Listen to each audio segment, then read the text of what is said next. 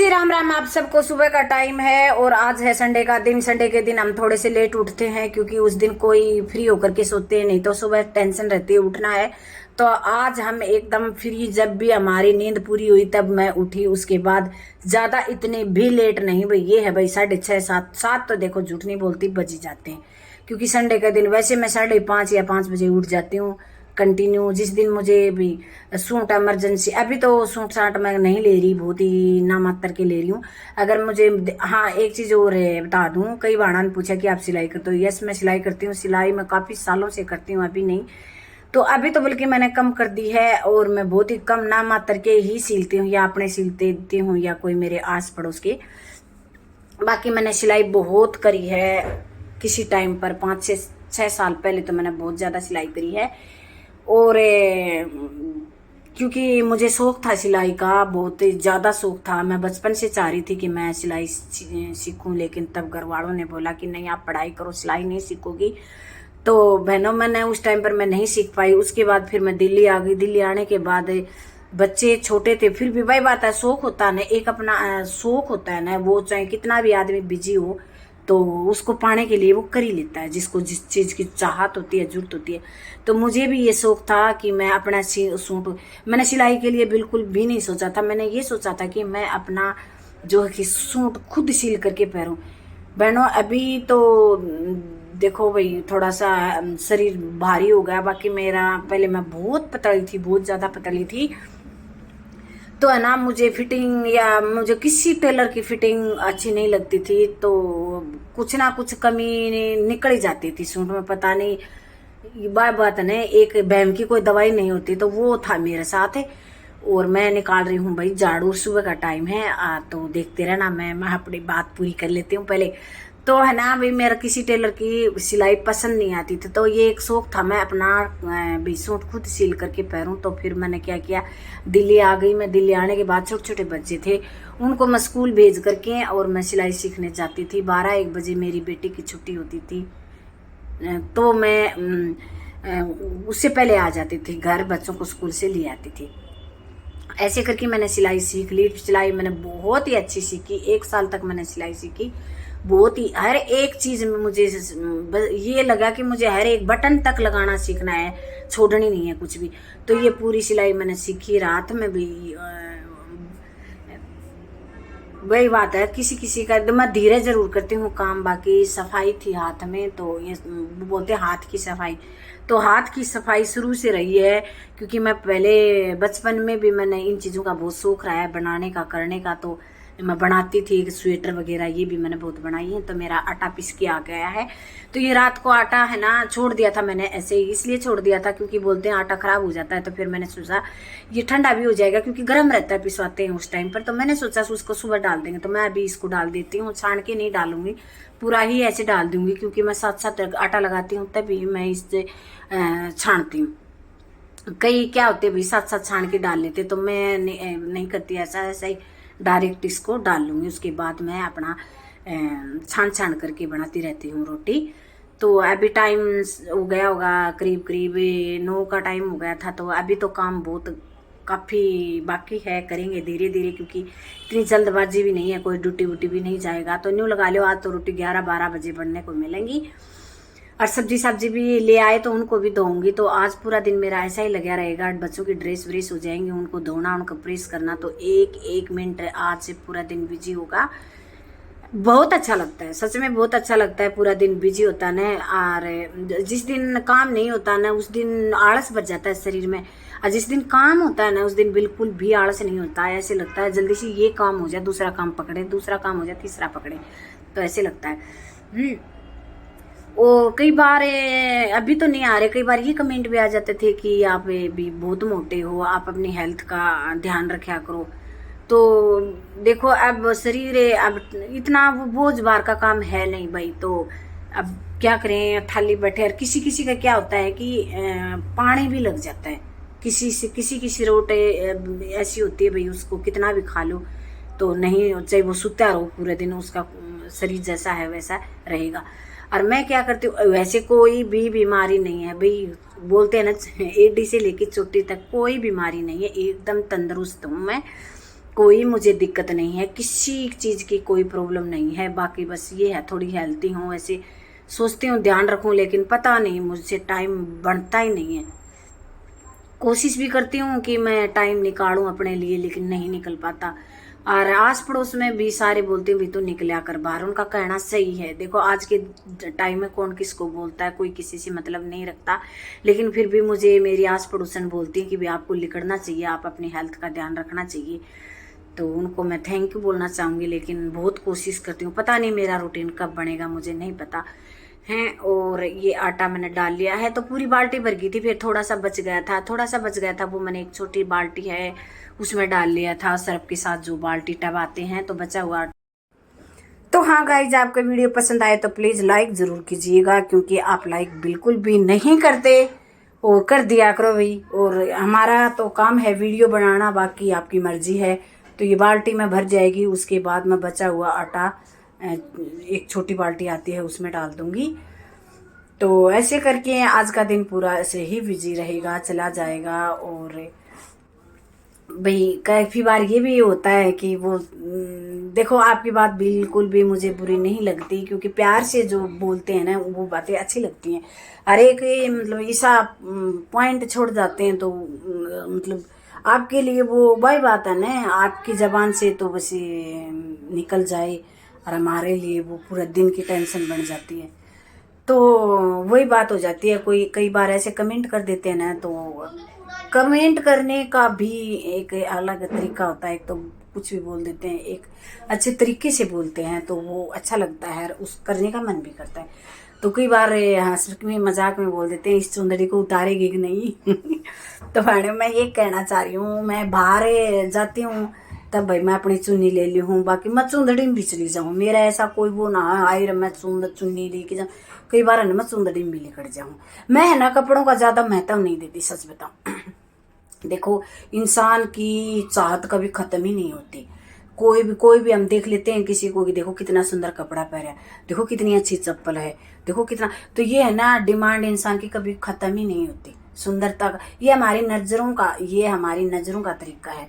बाकी है ना सबसे बड़ा तो मैं तो कहती हूँ राम का नाम है भैया, काम करो, काम पूजा है, और मुंह में राम का नाम रखो। लेकिन अपना जटनिया का राम का नाम क्या न लिया जा। अपनिया पराया पच्चा है, ये भी भैया लेनिए ले इसके हैं। तो ये पूरा आ गया भैया, आज तो नहीं बचा है। और वैसे गणा था बाकी नहीं भरिया मैंने, बिल्कुल बन्यू है, थोड़ा थोड़ा थोड़ा थोड़ा थोड़ा दबा करके मैंने डाला, बाकी मैंने ज़्यादा नहीं दबा के भरिया इसको। अब मैं करूँगी दूध गर्म, और साथ साथ कुछ सब्जी का जुगाड़ करेंगे। क्या बनाएंगे अभी सोचा नहीं है, सब्जी तो क्या बनाऊंगी, पहले मैं कर लेती हूँ दूध डाल लेती हूँ। भाई दूध हम लाते हैं भैंस, बोलते हैं भैंस का है ये, अब पता नहीं किस चीज़ का है, हम तो विश्वास कर सका। हाँ और आजकल भैंसिया को कौन सा शुद्ध रहे, भैंसिया ने भी पता ना गा मम की कमी की कैल्शियम खुआवा है, कोई कीमा खुआ दूध बढ़ने का चक्कर में। और पहले वाली बात तो नहीं रही, भैंस पहले है ना भाई ये तो है ना सुई दवाई गोलियां तय उनका भी आगे की हो जा है, फिर वह ब्याजिया है, फिर दूध हो जा है। पहले वाली कोई चीज़ ही नहीं रही। अब है ना सर्दियों में कभी नीम का निमोली नहीं लागया करती, सुनी थी हमने। तो आज हम दोनों में रेखा घूम रही थी ना, तो नीम का निमोल ही पड़ी। रेखा बोली हाँ ये नीम का कदे सर्दियां में निमोली कदे लग गई को नहीं, मुझको बेसन की बदल रहा है। गर्मियाँ की चीज़ें सर्दियाँ में उगा दी हैं, सर्दियाँ की चीज़ गर्मियाँ में उगा दी हैं। सब्जी बेरूत की सब्जियाँ लग रही, आज उड़ गया से तड़का उड़ पाओगी। तो ये सिस्टम हो रहा है, किसी कोई चीज़ शुद्ध नहीं है ना, घी शुद्ध, हमने सोचा घी शुद्ध है, हमने सोचा आटो ओरिजिनल खावा, हाँ तो कोई ओरिजिनल नहीं है, सब नकली है, बस खाते रहो। और आजकल उम्र भी तो 60 से ज़्यादा मन लगा, कोई घाटे जाए पलड़ा बैठे हैं, बाकी 60-50 में एकदम बूढ़ा दिखने लग जाए। और भाई मैं तो 60-50 की उम्र में सच में कति मन लगा है, मैं तो डोगा ले लूँगी, क्योंकि भाई मैं इतनी आलस की बुरी, मेरा तो उठा है ना जा बैठ जा, तो मैंने सोचूं और बैठी रहने। पता ना, ये मोटापा को आलस है की है, बाकी ना बीमारी कोई नहीं है भाई यार, भगवान की कृपा तो लागू भी ना है। और बीमारी क्यों नहीं लगती मेरे हिसाब से, मैं अपना आइडिया बता रही हूँ, मुझे इसलिए नहीं लगती होगी क्योंकि मैं टेंशन बहुत कम लेती हूँ, किसी प्रकार की टेंशन नहीं लेती। ये नहीं कि मुझे टेंशन नहीं होती, लेकिन मैं लेती नहीं हूँ। पता नहीं भगवान ने इतनी शक्ति दे रखी है मेरे को भी, टेंशन मैं लेती नहीं हूँ बिल्कुल भी। सारी बीमारी टेंशन की जड़ है। और वैसे मोटापे भी भाई बोलते हैं बीमारी का घर ही होता है। बाकी अभी तक तो ठीक ठाक हूँ, कोशिश करूंगी, देखा आगे लिखड़ा जाएगा तो रोज घूम कर आया करूंगी बेबे। तो ठीक है बेबे, बस अब मैं आगे टून लगा देती हूँ और मैं देखते रहना क्या क्या काम करूंगी, क्योंकि मैं साथ साथ आज काफी सारे काम करने हैं मैंने।